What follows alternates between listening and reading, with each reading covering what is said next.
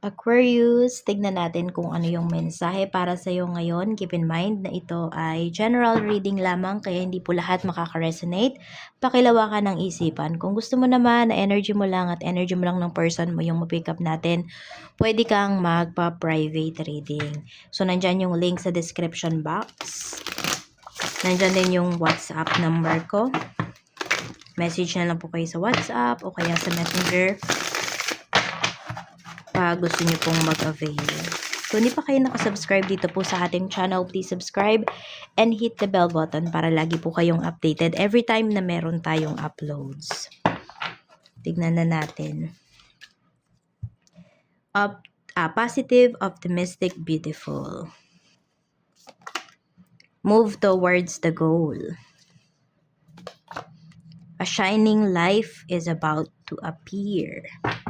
Tignan natin kung saan-saan tong aspect ng life mo, Aquarius. Okay, this is for Aquarius, Sun, Moon, Rising, and Venus Spirit Guide.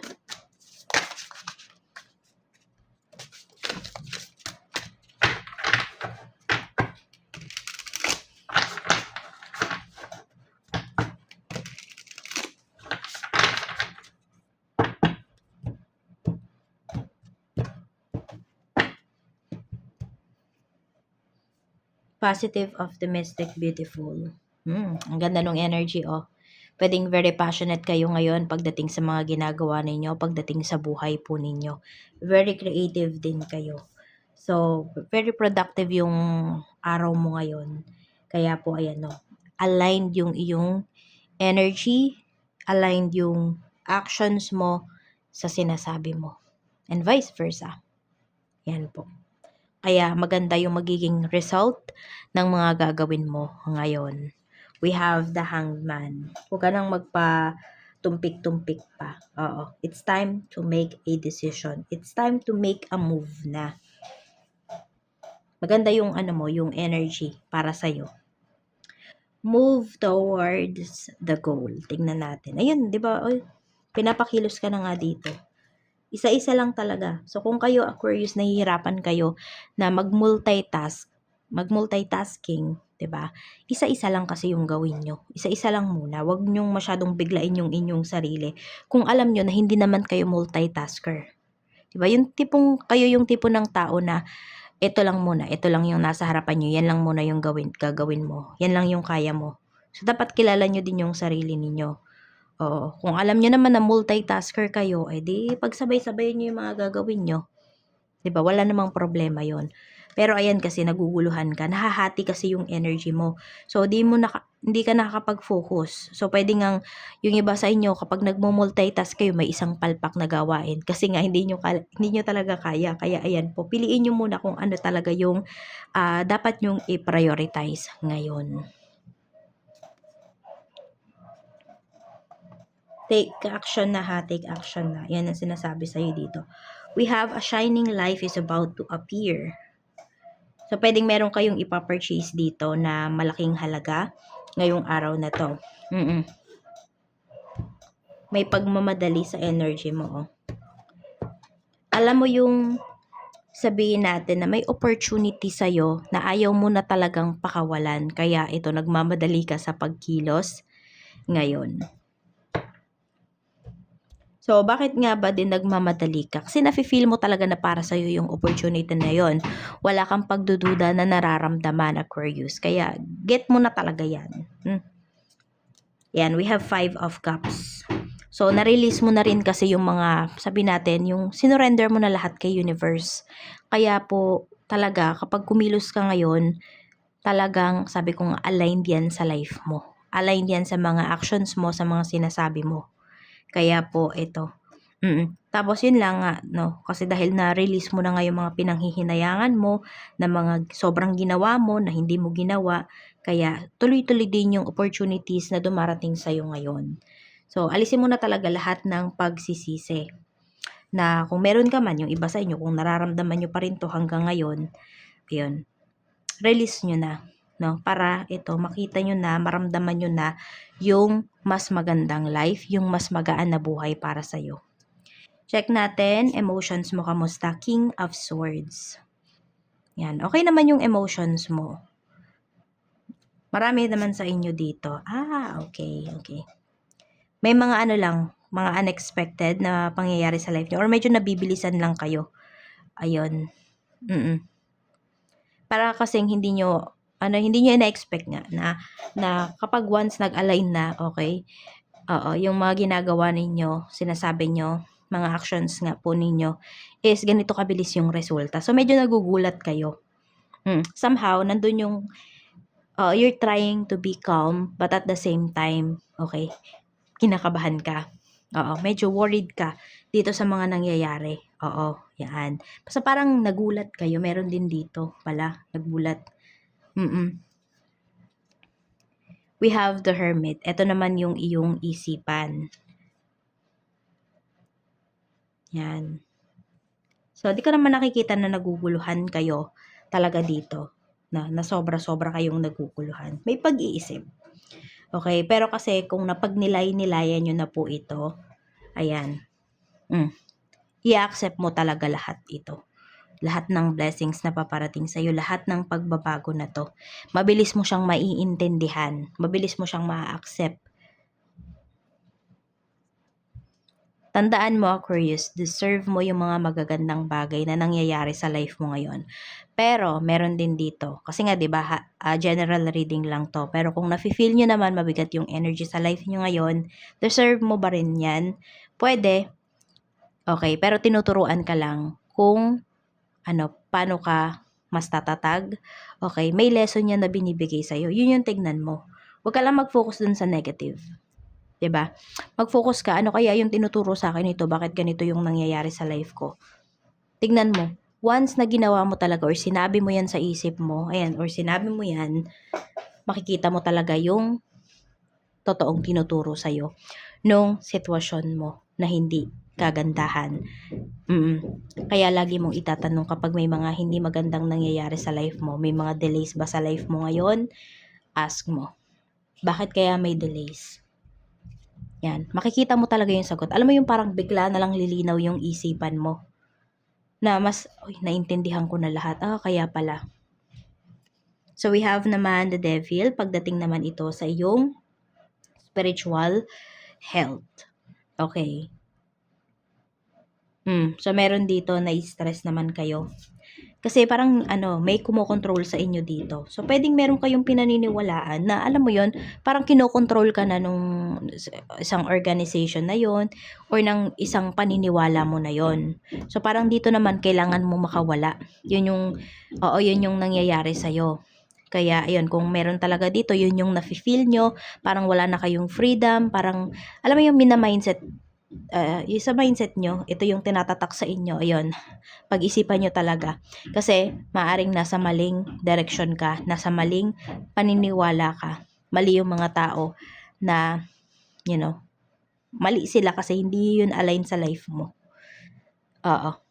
Kaya, ayan, may chance ka pa dito na umalis. May chance ka pa na hanapin talaga kung ano yung magwo-work para sa'yo na paniniwala, na religion, ganyan. So, choice mo pa rin ito, kung magpapakontrol ka ba or hindi. Meron naman dito, bakit ganyan yung lumalabas? Kasi po, pwedeng napupunta naman kayo sa black, sabihin natin, 'di ba, yin and yang. So, napupunta kayo dun sa dilim. Kaya po, ayan, may mga ginagawa kayo dito na labag na talaga saan? Sa paniniwala ninyo. Oo. Sa totoong kayo. Pwedeng kasi nga 'di ba hindi nga lahat sa inyo maganda yung nangyayari ngayon sa life, meron talagang mabigat. So baka may mga nasasabi kayo towards other people, ganyan, nagkakaroon kayo ng insecurities, which is natural kasi tao kayo, 'di ba? Pero kaya niyo naman tong baguhin. Kaya nga tignan mo talaga kung ano tong paniniwala mo na to na hindi nagwo-work na para sa at hindi talaga ikaw ito. Oo. Tignan natin. Pagdating naman sa energy ng mga tao na makakasalumuha mo today, tingnan mo, very positive yung mga tao na makakasalumuha mo. Kasi nga, marami talagang nanonood ng mga Aquarius ngayon na okay yung life nyo. Okay, may nasasalit lang dito kasi nga, general reading naman kasi to. Yan. So, we have the sun. Very positive yung energy. Nagra-radiate. Parang alam mo mga fresh na fresh yung mga tao na makakasalumuha mo ngayon. Oo. Parang feeling mo wala silang problema. Pero totoo, pwedeng magaling lang talagang magdala ng problema yung mga tao sa paligid mo. Basta hindi mo mahahalata na may mga problem sila. Kung hindi pa siya nag-post na may problema siya, ganyan, di mo malalaman. O kung hindi niya sasabihin sa'yo, ay ganyan. Kahit sabihin natin yung iba sa inyo, magaling kayong mag-observe, magaling kayong magbasa ng energy ng tao, ng aura ng tao, pwedeng meron dito talaga sobrang galing magtago. Tapos, yung mga tao din na makakasalumuha mo, marami dyan, yung lahat ng lumalabas sa kanilang bibig or mga sinasabi po nila, very positive din. Yung maeengganyo ka talaga, mai-inspire ka. Tingnan natin pagdating naman po sa, blessings naman, no, napaparating for you. We have the Chariot. So, pwedeng may sasakyan dito. May success talaga. Successful life ang pinapakita. Oo. So, whether ito successful wedding, okay? Meron din dito, pwedeng iiwanan niya si third party. Queen of Pentacles. Pero more on success to pagdating talaga sa kaperahan mo, pagdating sa career mo, negosyo kung mayroon man po. Knight of Cups. May magbabalik talaga dito sa life mo. Pero magbabalik kasi yung tao na to, Aquarius, pag nakikita niya na naka-move forward ka na. So, tignan natin na worth it ba? Or totoo ba yung intention sa'yo nung tao na yan? Though, mamaya pa naman yung energy pagdating sa love life. Pero tignan na natin. Kasi lumalabas yung energy dito eh. We have the Empress. Oo. Totoo naman po yung intention sa'yo nung tao na yan. Yung pagbabalik niya ha. Gusto na niyang bumawi talaga. Nakita niya yung worth mo. Simula nung iniwan ka niya. Kasi pwede mas gumanda rin talaga ikaw physically. 'Di ba? Inayos mo talaga yung gumwapo, gumanda. Yun, inayos mo talaga yung sarili mo. Tapos pati rin yung finances mo. Pero kasi kahit sabihin natin na good yung intention ng tao na to sa pagbabalik niya, pero naranasan mo na kasi kung ano yung energy ng tao na yan, ano yung ginawa niya. So, pwedeng di mo na rin siya papabalikin. Sa trabaho, we have Four of Cups. Ito yung energy mo pagdating sa work. Parang hindi ka mapakali naman dito pagdating sa trabaho. Ayan. Nakikita ko dito na nag-aaral ka pa rin. Alam mo yung inaaral mo lahat pagdating sa trabaho, ganyan. Ayaw mo maging mangmang. Ayaw mo na magstay ka lang na ito lang yung kaalaman mo. Hindi ka nakokontento. So, pwede nga meron dito, babalik pa kayo sa pag-aaral. Kung may chance lang talaga. Ayan po. Or kung you have the money, you have the time. So, pwedeng may magbabalik dito sa pag-aaral. Kahit na nagtatrabaho na kayo. Merong magpapatuloy ng pag-aaral. Meron din po dito, masteral or doctoral na, PhD na yung kukuhanin. Queen of Swords. Ayan, basta hindi kayo kontento ngayon sa mga kaalaman ninyo pagdating sa work. Gusto mo pang i-improve talaga yung trabaho mo. Though nandiyan ka na yung iba po sa inyo, maalam na din naman kayo sa work ninyo. Pero ayun ko ba, parang feeling nyo kulang pa, ganyan. We have the Hierophant. Kaya bilib na bilib sa'yo dito yung mga katrabaho mo, yung boss mo. Oo. Ayan we have Queen of Cups. Gustong-gusto nila yung energy mo. Nadadala mo din kasi sila. Na-uplift mo sila. Nasisharean mo sila ng magandang energy mo, Aquarius. Kaya yung mga dito, may mga curious sa'yo pagdating dyan sa trabaho. Even yung boss mo, curious na curious yan sa'yo. Tingnan natin, pagdating naman po sa negosyo, kung meron po kayong negosyo, ayan, meron tayong energy dito na parang hindi na natutulog. Tingnan natin, positive po yan. So, this is a good problem pagdating sa inyong negosyo. Halos di po kayo matutulog sa mga susunod na mga araw. 6 to 9 days, ganyan. Pero alagaan nyo yung health nyo ha. Oo, maganda nga yung kita mo, pero kung hindi mo naman naalagaan yung health mo, baka doon lang din mapunta. Kaya, ingatan pa rin ang health, okay? Matulog pa rin kung kinakailangan or kung, hanapan nyo ng tulog. Maghanap kayo ng oras para matulog, makapag-rest. Hindi lang yung katawan mo, even yung mind mo, okay? Yung energy mo, 'di ba? Nagiging, ayan we have 6 of Wands. Tingnan natin. Medyo nape-pressure din kayo rito. Nape-pressure, may hinahabol. Kaya kung hindi nyo talaga kaya, okay, alam nyo na magkakaroon ng conflict, huwag nyo nang tanggapin. Huwag kang manghinayang dun sa kikitain mo eh. Kasi pwedeng meron dito, Aquarius, no? Good problem to, no? Pero, yun nga, baka mamaya masira yung inyo. Marami na kayong tanggap, tapos tatanggapin nyo pa to. Tignan mo rin ha, yung ano na yun, yung part na yun. Kasi baka makompromiso yung quality ng products mo. Yun naman yung ayaw na ayaw nating mangyari. Pero maganda yung pinapakita talaga dito pagdating sa work. Okay? So, yun na naman, may nasasalit na naman na negative energies. Okay lang yun. Okay? Okay, masyadong magtuon doon. Doon kayo sa positive. So, yun po, no? Mas tatatag pa yung iyong negosyo. Yan. Maganda yung sales mo ngayon. Maganda yung benta. Meron lang ano dito. Basta, sobrang nai-stress ka kasi good problem nga yan. 3 of Wands. So, nagbabalak ba kayo ditong mag second branch, mag-branch out?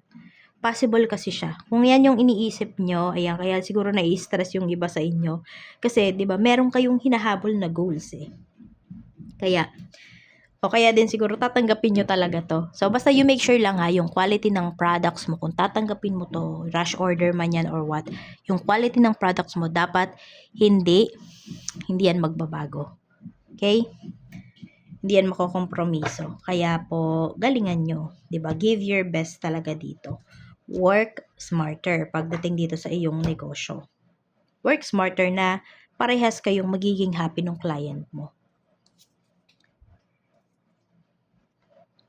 'Di ba? Good stress ang pinapakita dito. Good problem. So, pwedeng marami din ngayon, yung stocks po ninyo, magre-restock yung iba sa inyo pala. Ayan. 5 of Wands. Very competitive din ng mga ng staff mo. Ingat lang kasi baka may mag-away naman sa kanila dito. Baka meron dyan uminit yung ulo. Kasi nga nape-pressure. Dahil sa sobrang daming gagawin. Pero maganda kasi competitive sila. Kayang-kaya talaga nilang, sabihin natin, i-handle yung mga clients pagdating dito sa negosyo mo. Sa kaperahan naman, tingnan natin yung energy. We have the High Priestess. So, kaya mo talagang i-manifest ang magandang pasok ng kaperahan sa life mo. Mag-ingat ka lang dito. We have the Fool. Okay, may mga offer ba sa'yo rito? More on abroad yung nakikita ko dito, Aquarius. Pwedeng mga transactions to abroad. Okay, kung merong talaga nafe-feel mo na hindi maganda yung energy, tas parang medyo ilag ka, ganyan. Basta parang may wall. Tignan mo kung itutuloy mo pa. We have Death card. Pero may maganda din energy dito talaga pagdating sa finances mo. Actually, maganda naman yung finances mo. Pinag-iingat ka lang talaga. Kasi nga mga bago to. So, kailangan mong magpakasiguro. No, na yung ilalabas mong pera, ilalabas mong puhunan, is babalik talaga siya. Oo. So, may kikitain ka talaga. Kaya yun lang, mag-iingat ka lang dito. Kasi before, pwedeng nagawa mo na yan na, alam mo yun, hindi ka nagpakasiguro. Masyado kang nagtiwala dun sa kausap mo. So, dapat daw this time natuto ka na talaga. Maganda yung kaperahan mo. Sabihin mo lang yan. Ma-achieve mo talaga. Tignan natin. Sa love life, we have the Lovers. We have the Moon. May uncertainty dito. 8 of Swords. Controlling ba yung person mo? Aquarius. Okay. Kinokontrol ka nitong person mo. Actually, may nararamdaman ka na there is something wrong sa ginagawa niya, sa mga actions niya, sa mga sinasabi niya. May third party na lumalabas dito, pero pwedeng nagbubulag-bulagan ka. Yung nararamdaman mo, binabaliwala mo. Actually, ayan, malakas yung intuition mo dito. Di ko alam kung madami ka na bang na-invest towards your person, kaya din, ayaw mo na, mauwi lang kayo sa hiwalayan nitong person mo. Ayan. So, pwedeng ito din yung dahilan, yung dito yung kanina, yung may babalik na tao sa life mo. Pero kasi pwedeng ito pa yung nararamdaman mo sa kanya. Ayan. Nine of Pentacles. So, yun nga, yung iba sa inyo, madami na kayo na-invest towards this person. Pwedeng pera, oras, you know, yung mga memories ninyo together, maaring yun yung tinitignan mo, kaya nahihirapan kang bumitaw. Tignan natin kung magbabago ba tong person mo. Kasi may third party na pinapakita. We have Judgment. Parang madami nang nagsasabi sa'yo na hindi na magbabago yan. Pero ayaw mo pa rin maniwala. Sige, tignan mo muna kung hanggang saan talaga yung kaya mo for this relationship. Kasi kahit ano sabihin sa'yo ng mga tao, kahit humingi ka pa ng advice sa kanila, ikaw pa rin naman yung masusunod dito. 'Di ba? Ano yung nafe-feel niya sa'yo ngayon? Ace of Wands. So, mind control. Kinokontrol ka nitong person mo. So, iba yung ginagawa niya sa sinasabi niya. Hindi po aligned.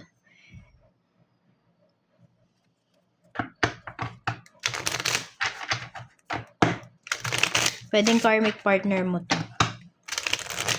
Or kaya hindi nag-grow yung person mo. Hindi siya nag-evolve kasi pwedeng twin flame mo to. Magkasama pa kasi kayo. Oo nga. Kaya 'di ba sabi ko dito, yung kung kailan ka nawala tsaka ka na-appreciate ng person mo, yung iba sa inyo twin flame talaga.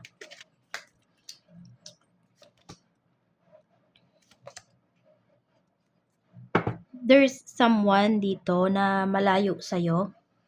Okay? Na may gusto sa'yo. Merong nagkakagusto sa'yo dito. Nasa malayo siya. Pwedeng mas bata po sa'yo. Ayan. Hindi, 2 to 3 years yung, yung agwat ninyo. Sabihin na lang natin na ganun. Yung agwat ninyo nung tao na to. Pero kasi ayaw ka naman niyang gambalain or ayaw niyang sabihin sa'yo yung feelings niya kasi pwedeng alam nito na meron ka pang karelasyon. Ayaw niya namang maging third party dito sa inyong connection. Dito sa connection na to. So, mamahalin ka ng tao na to sa malayo. Ganyan. Siguro kung kung i-end mo to, yung toxic relationship na mayroon ka, possible na lumapit sa'yo yung tao na to. Or kung nakakausap mo man to, ayan, at nararamdaman mo naman na may feeling siya sa'yo, pwedeng tsaka siya aamin once na na-clear mo na yung path mo dito. Oo. So, yan lang po yung mensahe para sa'yo. Aquarius, maraming salamat. Mag-iingat ka and see you again on my next video.